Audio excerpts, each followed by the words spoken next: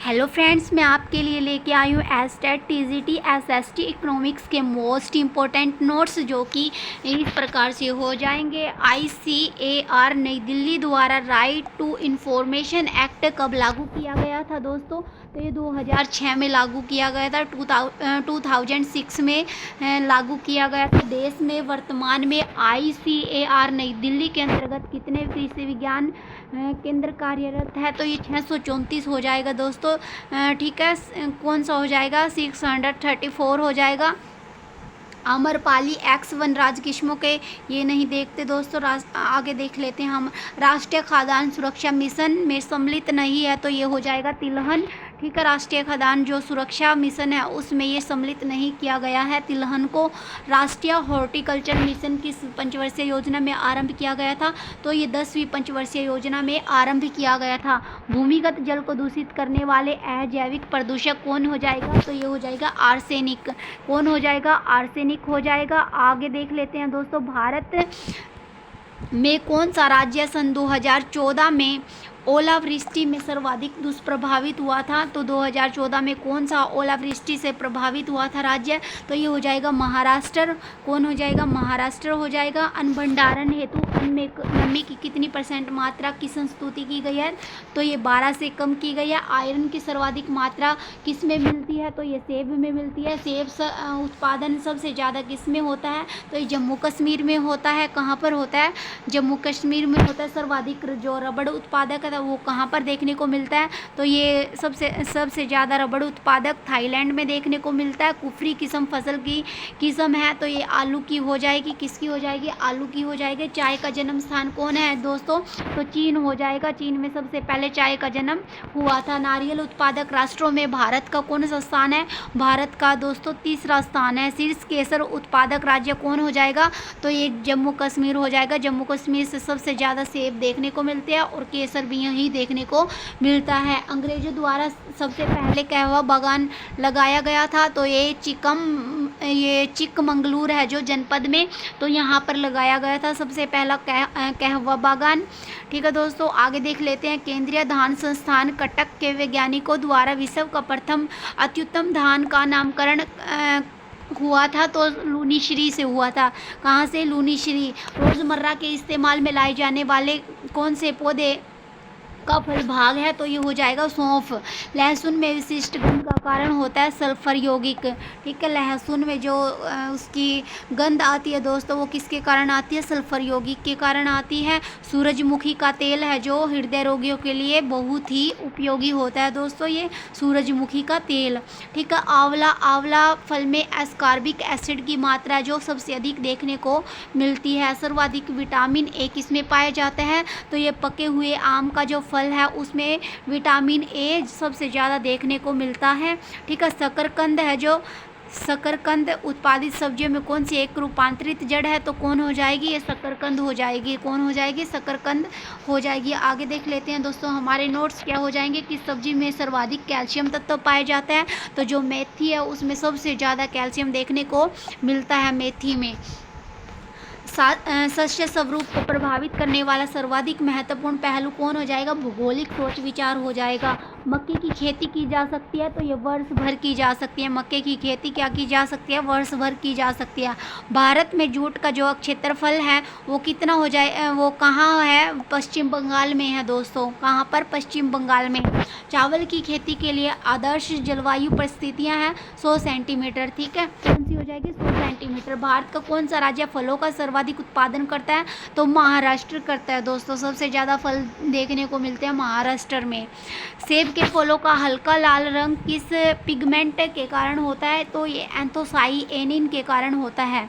विश्व में कौन सा देश फलों का अधिकतम उत्पादन करता है? तो ये चीन करता है। विश्व में पूछा जाए तो चीन हो जाएगा। ठीक है, आम किस देश का मूल्य है? तो इंडो बर्मन क्षेत्र का है। किसका? आम किस देश का मूल्य है? इंडो बर्मन क्षेत्र का। केंद्रीय खाद्य प्रसंस्करण तकनीकी अनुसंधान संस्थान भारत के किस राज्य में स्थित है? तो ये मैसूर में स्थित है। कहाँ पर स्थित है? मैसूर में। खाद्य प्रसंस्करण के जनक कौन कहलाते हैं? पिकोलस एपर्ट कहलाते हैं। कौन कहलाते हैं? पिकोलस एपर्ट कहलाते हैं। पाश्चुरीकरण क्रिया के संबंध में निम्न में से कौन सा स्थान है? तो ये फलों को 100 डिग्री तापक्रम के नीचे गर्म करना हो जाएगा। क्या हो जाएगा, फलों को तापक्रम से नीचे गर्म करना हो जाएगा।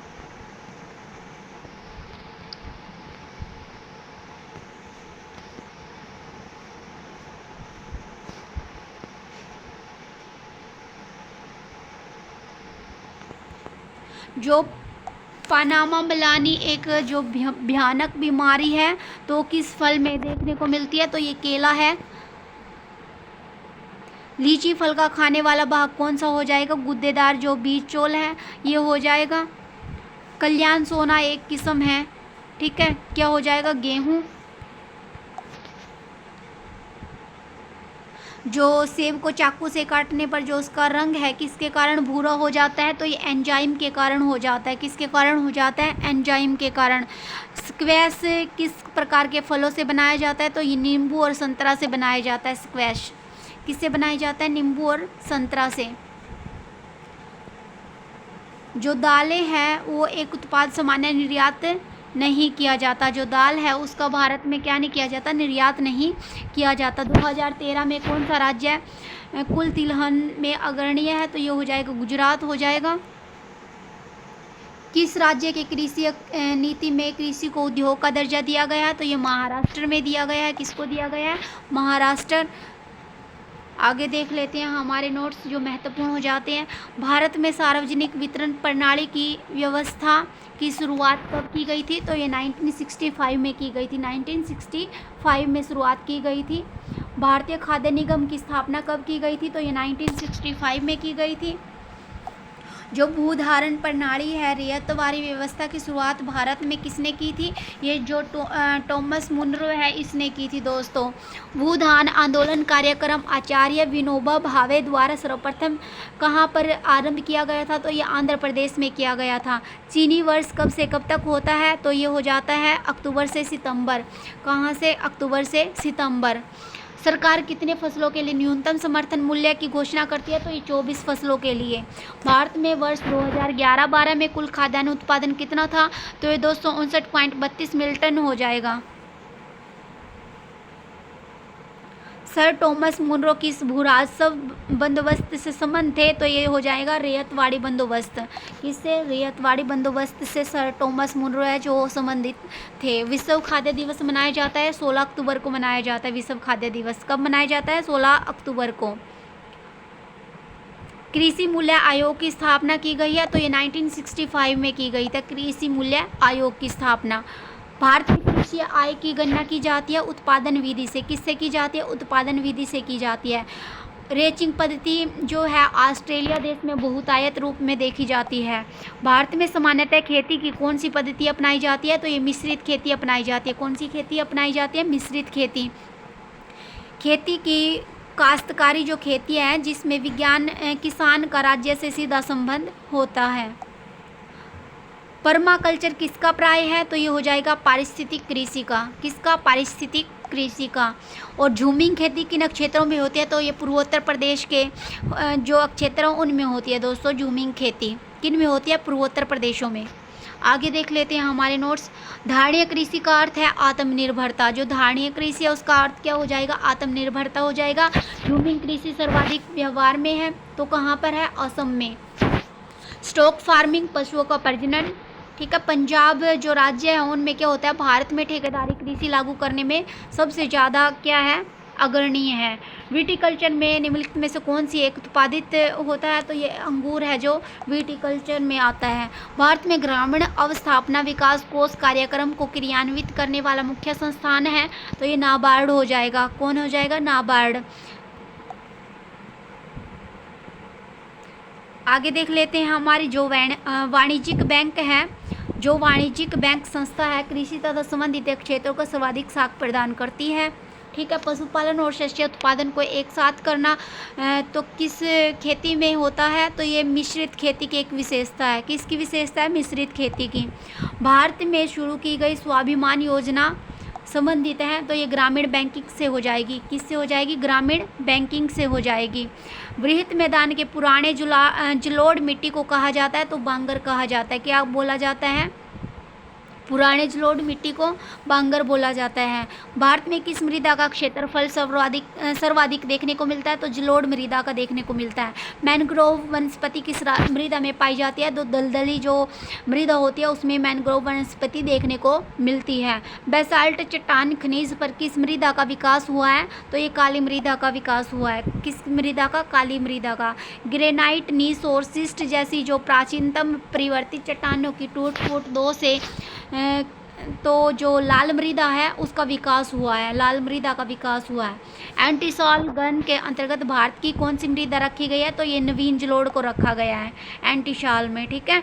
गोबर गैस का प्रमुख दहनशील गैस मीथेन लगभग कितना % पाया जाता है? ये हमने पीछे भी किया था, तो ये 50 से 60% हो जाएगा, 50 से 60%। जैव उर्वरक का क्या कार्य है? तो ये हो जाएगा वायुमंडलीय नाइट्रोजन का स्थिरीकरण, फास्फोरस को घुलनशील बनाना और पौधों की वृद्धि एवं विकास में सहायता। भारत में अवनालिका अपर्धन से सर्वाधिक प्रभावित क्षेत्र कौन सा है? तो ये हो जाएगा मालवा पठार। कौन हो जाएगा? मालवा पठार हो जाएगा। मृदा में अघुलनशील फास्फोरस को घुलनशील बनाने में उपयोगी जीवाणु कौन हो जाएगा? स्यूडोमोनास हो जाएगा। कौन हो जाएगा? स्यूडोमोनास हो जाएगा।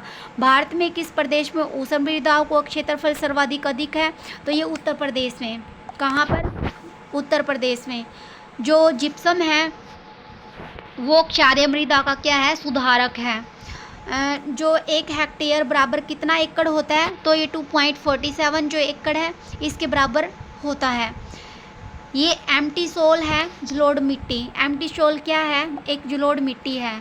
सोयाबीन के जड़ों में गांठें बनाती है। कौन बनाती है गांठें? राइजोबियम जैपोनिकम बनाती है। कौन बनाती है? राइजोबियम जैपोनिकम बनाती है सोयाबीन के जड़ों में गांठें। दलहनी फसल जिसमें प्राय मैदानी क्षेत्रों में सहजीवी नाइट्रोजन स्थिरीकरण नहीं होता, तो फ्रेंच बीन में नहीं होता। लैग हीमोग्लोबिन पाई जाती है लेग्यूम मूल ग्रंथियों में। किसमें? लेग्यूम मूल ग्रंथियों में पाई जाती है। आगे देख लेते हैं हमारे नोट्स क्या हो जाएंगे। वर्मी कल्चर जो है उसमें जो वर्म होता है उसका अर्थ है वर्म, ठीक है। अर्थ क्या है? Earthworm, earthworm. भारतीय मृदाओं में जिस सूक्ष्म तत्व की सर्वाधिक कमी है वह क्या है? जस्ता।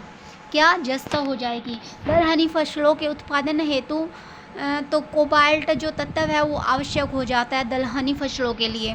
उत्तर प्रदेश में ऊसर मृदा का विस्तार मिलियन हेक्टेयर में है, तो 1.2 कितना? 1.2 हो जाएगा। नई सुधारी गई ऊसर में हरी खाद के लिए उपयुक्त फसल है, तो क्या हो जाएगा? ढैंचा हो जाएगा, ढैंचा। वायुमंडल के नत्रजन का स्थिरीकरण न करने वाली दलहनी फसल है, तो ये हो जाएगी राजमा। कौन सी हो जाएगी? राजमा। जो जलोढ़ मृदा है उसको क्या होता है? कम सिंचाई की आवश्यकता होती है। क्या होती है? कम पानी की आवश्यकता होती है जलोढ़ मृदा को, ठीक है, क्योंकि उसकी जो मृदा है वो नमी को रोके रखती है, ठीक है। जो संतुलित आहार के निमित्त एक व्यक्ति को प्रतिदिन कितना दूध लेने की संस्तुति दी गई है? तो ये की गई है 226 ग्राम, 226 ग्राम एक व्यक्ति को, ठीक है, प्रतिदिन। गाय की जो नस्ल सर्वाधिक दूध देती है वह कौन से? साहीवाल जो किस्म की जो गाय होती है वो देती है ज़्यादा दूध।